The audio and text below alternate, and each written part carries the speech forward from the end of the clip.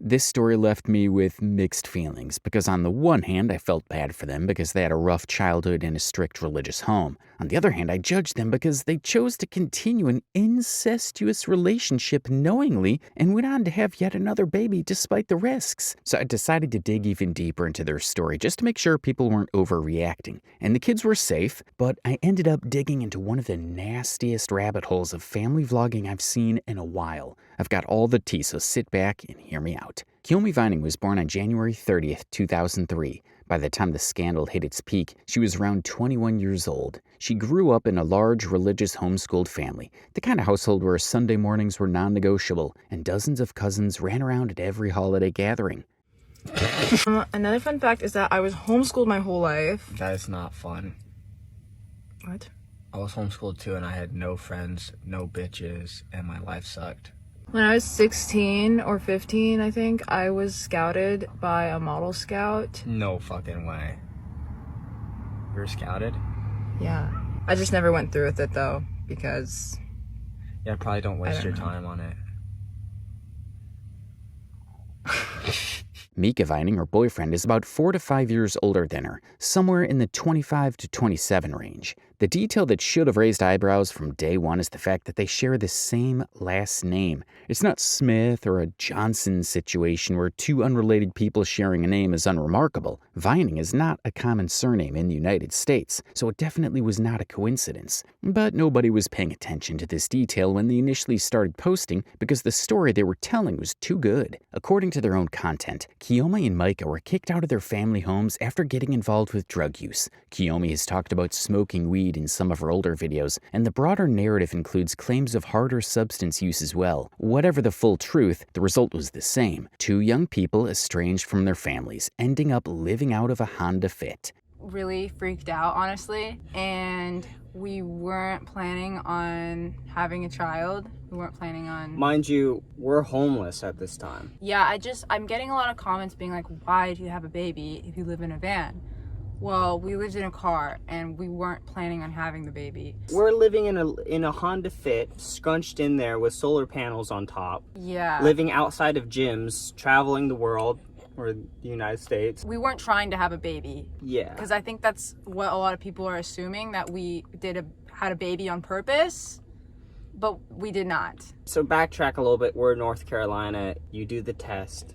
Around 2004, Kiyomi and Micah became popular on social media for being a low-income, relatable young family living in a van with their baby. People loved the underdog story. A young couple against the odds is raising a kid in a van and making it work. He's ripping ass too, bro. I can smell it.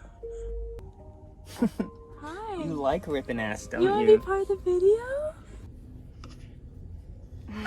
Their baby Suni became the emotional center of their content almost immediately. She was adorable, genuinely, undeniably cute, and that cuteness did a lot of heavy lifting for their channel's growth. Viewers who might never have clicked on young couple lives in van content absolutely clicked on adorable infant in a van. By the time their YouTube channel and TikTok had grown into the hundreds of thousands and then millions of followers, the brand was set and the admiration of fans was intense. And for a while, that was the whole story. People rooted for them. But stories built entirely on a curated version of reality tend to have cracks. And in this case, the cracks weren't subtle once people started looking. The same online communities that had fallen in love with them were also the kind of communities that love mystery. And the biggest mystery sitting right there in plain sight was that shared last name. It didn't take long for someone to ask the obvious question out loud. Before Kiyomi and Micah were famous, before they had hundreds of thousands of subscribers, someone left a comment in one of Kiyomi's videos asking a very direct question. She's so freaking cute, but are you going to explain the whole first cousin thing? No hate, for real, but how did that come about and what did your parents say? In my country, like 30% of all marriages are first cousins, so like genuine no hate. Kiyomi replied, yeah, we're second cousins and we've been together for like 4 years now, but I might hop on Twitch and talk about it a little more if people ask, lol. That's it. That's the comment. No denial, no haha, we're not actually related, no clarification that it was a joke.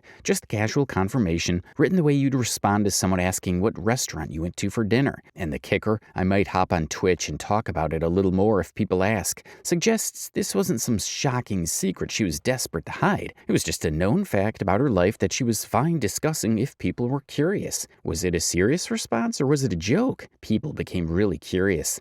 They knew they were related in some way, right? Right? And so how did they become romantically involved? Like, was this intentional? Was it just something that happened?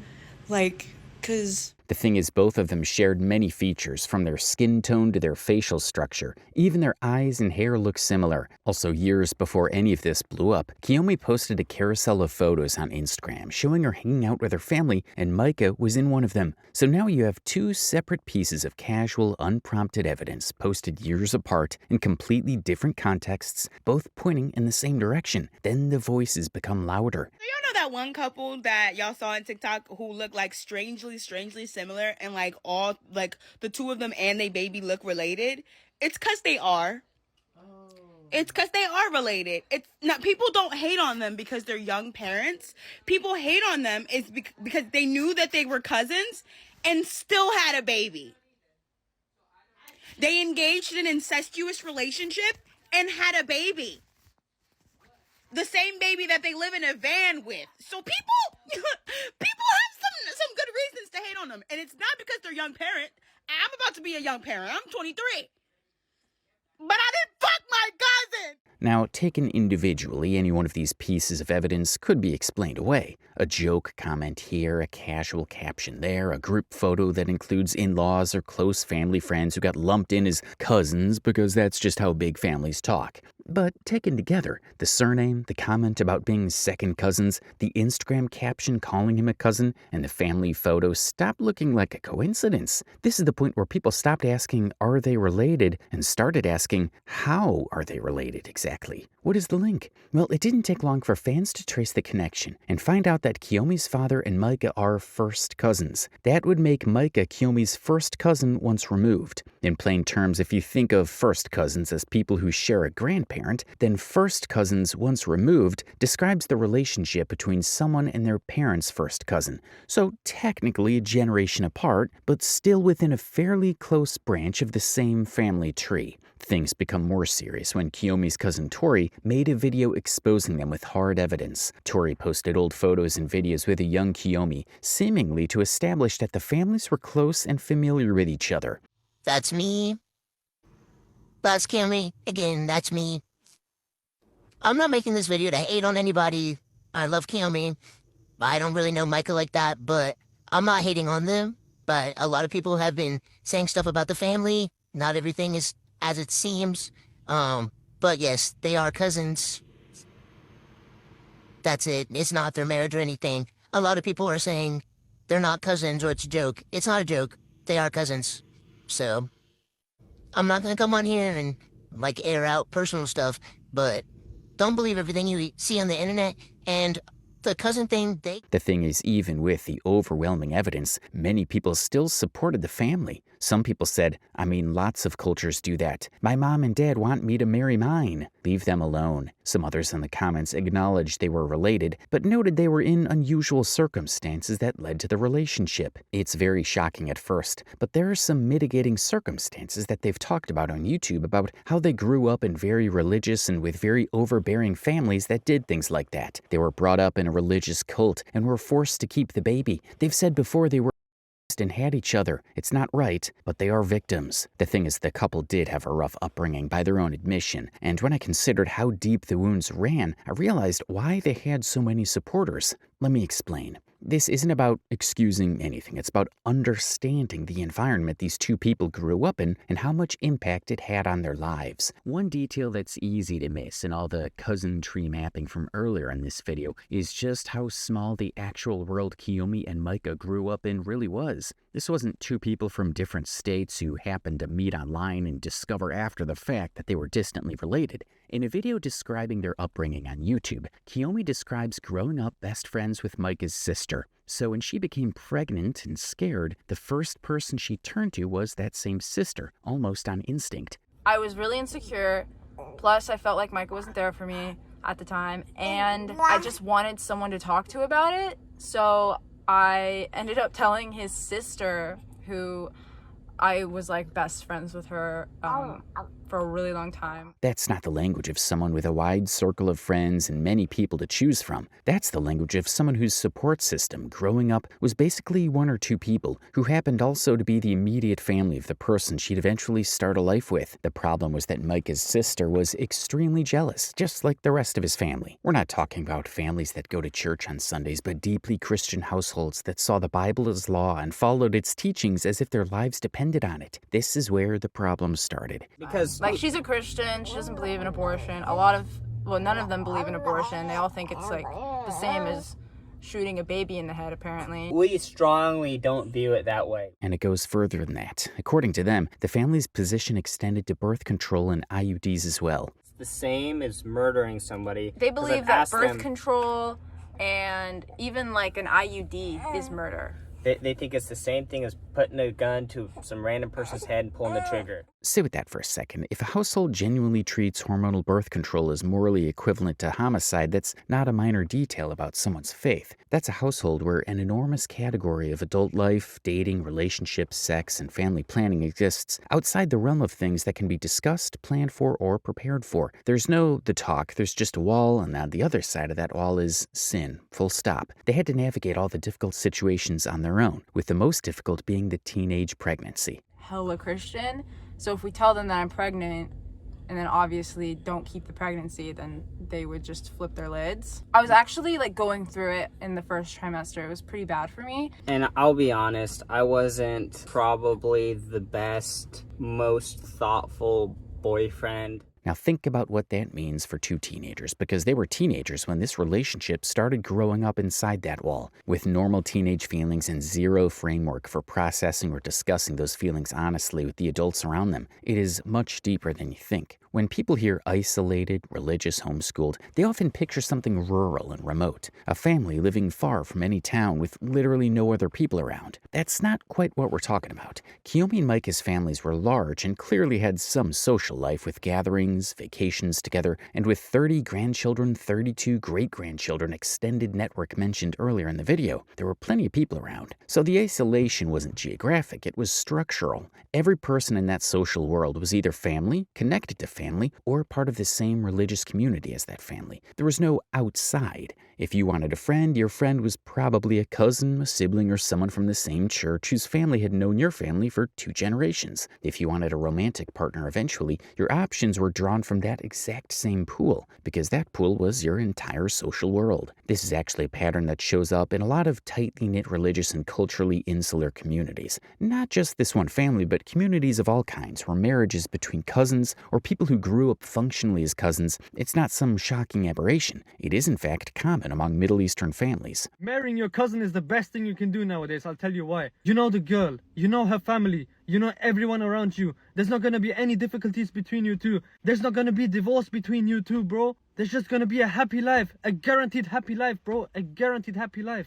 It's just statistically what happens when your dating pool and your family tree are drawn from the same small overlapping circle, generation after generation. None of this is unique to Kiyomi and Micah's specific family. The thing is, it comes with a lot of genetic risks for the children born into that family, so it's frowned upon, especially in modern Western society. Also, another aspect of their relationship raised eyebrows: the age gap at the start of their relationship, which led to allegations. I don't even know how to go about this video, but apparently there is an influencer on here that has been engrossed by her older first cousin once removed. Her name is Kiyomi and she has about 300,000 followers here on TikTok. She's also known on Twitch and she's known on YouTube. This is her older cousin Micah. Now Micah is 25. Kiyomi is 21. They have a 5-year age gap. Kiyomi did confirm over on her YouTube, it's a comment that is now deleted, where she does admit that they are second cousins and they have been together for 4 years now. According to the timeline I pieced together from their own content, Kiyomi and Micah reportedly started actually dating when she was around 16 or 17, and he was around 20 or 21, a 4 to 5 year gap. On its own, a 4-year age gap between two adults isn't unusual or alarming. Plenty of healthy relationships have that kind of gap. The problem isn't the 4 years in isolation. The problem is what happened before those 4 years. In a video where Kiyomi was denying the allegations thrown at Micah, he said something that caught the attention of everyone. Also, Mike is not a groomer. I did like Kiyomi when she was like 14 though. I don't know if that means anything. Is that funny? No. Suni's not amused. An 18-year-old having romantic feelings toward a 15-year-old is, by any reasonable standard, a red flag, regardless of whether anything happened at the time or how the relationship eventually developed years later. The fact that this admission was framed casually, almost as a joke, I don't know if that means anything, is part of why it struck such a nerve with viewers. It wasn't presented as a confession of something they'd grown past or were ashamed of. It was presented as a cute, slightly awkward fun fact about how long Micah had liked her. The comments section called them out. Nah, what the F? Openly crushing on your 14-year-old cousin is nasty work. He's a weirdo. You are 18 years old, and you have feelings for your 14-year-old cousin? Ew. Literally, what the F is wrong with them? Also, stop posting your kids so much. In the same video, Kiyomi joked that their baby was inbred. Also, a lot of people think that our baby is inbred. I'll show you right now that she's not. Wait. Oh my god. Micah. No. She is inbred. Why are you inbred, dude? Oh. What the fuck? Stop being inbred, Suni.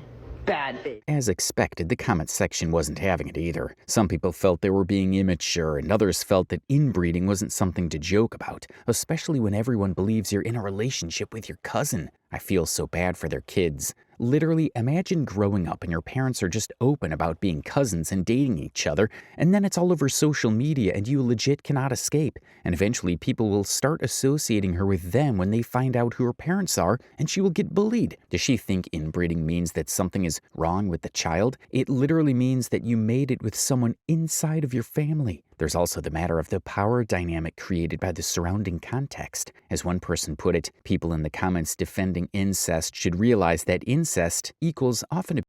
There are power dynamics in families, for example, between an older sibling and a younger sibling, as well as inbreeding, meaning the baby will have way more of a chance of having genetic diseases and disabilities. Incest isn't just bad because you're related, there's a lot more that goes into it. It's true that we can't prove coercion, but due to their upbringing, it's possible that the relationship didn't develop on a level playing field from the start, and that imbalance is exactly the kind of thing people point to and use the word even in the absence of anything illegal. I should also point out that the couple themselves have addressed this. In some of their content, Kiyomi has joked about the dynamic, at one point reportedly turning the narrative around and playfully claiming that she Micah, flipping the script as a joke. Most times they addressed all the allegations with jokes, but at one point, Kiyomi finally addressed them, claiming it was a smear campaign launched by someone who claimed to know her. It was me, so that's kind of awkward. I keep seeing hate comments from like people that knew me.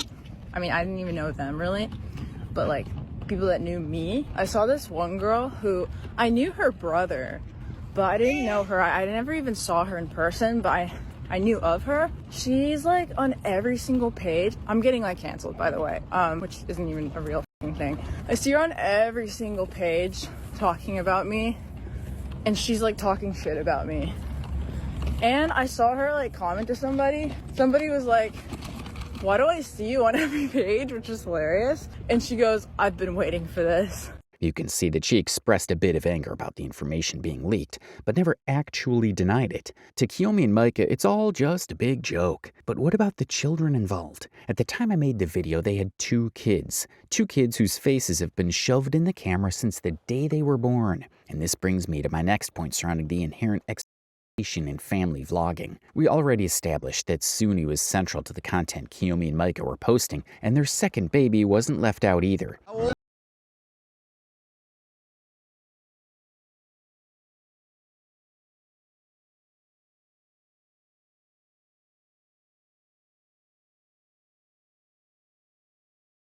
Here's where a lot of viewers, even those who are willing to give Kiyomi and Micah the benefit of the doubt on the family tree stuff, start to agree with the critics. Because regardless of how you feel about the cousin allegations, the age gap, or the religious upbringing, the fact that Suni has her own fan pages is, on its own, a 5-alarm fire for a lot of people who follow family vlogging discourse. And it's not just fan pages. Suni has social media profiles. Mickey has social media profiles with hundreds of thousands of followers. The pages are obviously controlled by their parents, but each page is specifically designed to put these kids on display for financial gain. so it's not a surprise that so many fan pages from strangers exist. This is a known pattern across family vlogging in general. It's happened with other well-known family channels too, but it's still alarming every time because it means a child too young to consent or even understand what's happening has become a recognizable internet personality with a massive following. Mooney, can Daddy get a kiss?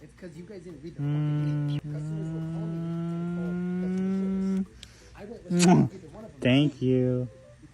Go give Mom a kiss. Do I get a kiss?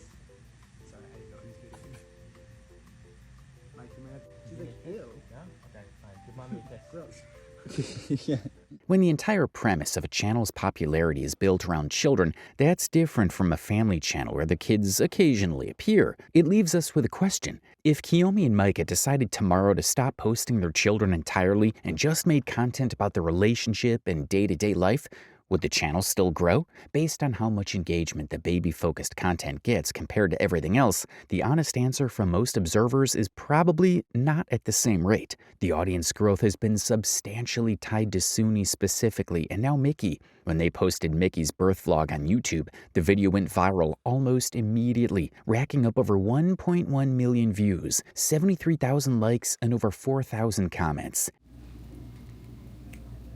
Hello. Here I am with my freaking Zygote 2.0.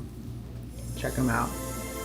Did the unboxing yesterday morning. They said that he's perfect and the best baby they've ever seen here at this very hospital. That's what they told me. And yes, here I am in my Alabama Barker cosplay. I just finished this poke bowl and I have my Diet Coke, except it's not a real Diet Coke, which is kind of disappointing because they don't have one here. But this will do for now. And it's not just this video. A quick look at their YouTube page reveals the simple fact that their kids are the money makers on the channel. This creates an uncomfortable incentive structure. The better Suni and now Mickey perform as content, the more reason there is financially to keep featuring them. There's also the privacy and safety angle, which tends to get less attention than it deserves. Every video featuring Suni, her face, her voice, identifiable locations from their van or campsites, routines and schedules is permanently available to anyone, including people with bad intentions. It's true that the family's been able to move from a van to a proper house thanks to content creation, but some fans worry that this was at the expense of Suni's privacy and now of Mickey's privacy as well. Whoa. Hello. Guys, we're in our bathroom. New apartment. Yay! Yes, we're in our apartment. And I just bought a bunch of stuff to decorate the whole bathroom. So we're gonna decorate. Micah picked out the curtain, which I ended up kind of like basing everything off of.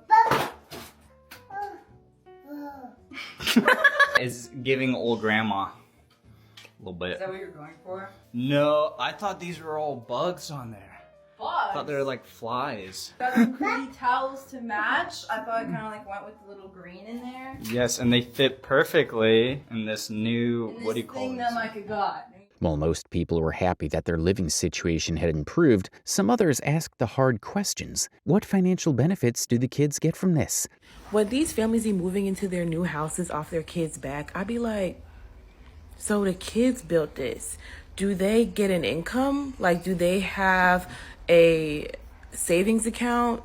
Is their college paid for? Are they getting a salary on a monthly basis that's put into a trust fund that they can access once they turn a certain age? Like, family creators like breaking ground on their new mansion. I'm like, The thing is, their scandal didn't stop here. Some information got out about Micah's family, leading to child endangerment concerns. Back in February 2016, Walter Thomas Vining, then 21 years old, living in the Gum Branch Road area of Jacksonville, North Carolina, was charged by the Jacksonville Police Department with intentional child abuse.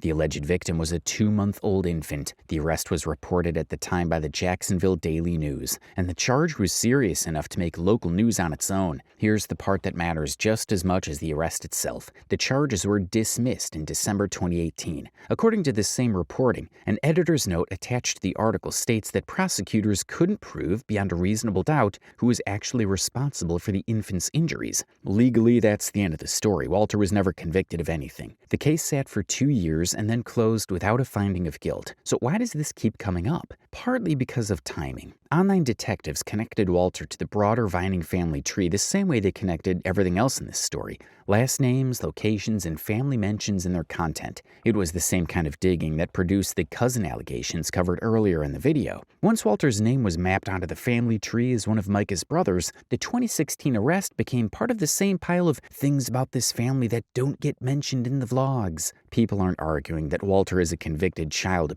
living down the hall from Suni and Mickey. They're arguing something narrower, that in a family large enough to produce a documented 2016 child arrest on one branch and a documented pattern of the family overriding individual choices on reproductive decisions on another branch. The wholesome extended family framing that shows up in Kiyomi and Micah's content might be doing some quiet editing of its own, especially since some of Micah's brothers have occasionally appeared in their videos. To be fair to Micah and Kiyomi here, there's no indication anywhere in public reporting that Walter has any ongoing role in their household, or that Suni and any siblings have regular unsupervised contact with him. And as far as I know, there haven't been any CPS investigations into Kiyomi and Micah's treatment of the family. The kids always look healthy and well-fed in all of their videos, so I can understand why their socials attract a lot of followers who are willing to look past the fact that they're cousins. So for now, they're still growing and making a small fortune online on the backs of their children, unlike the next family vloggers on my list who already lost everything.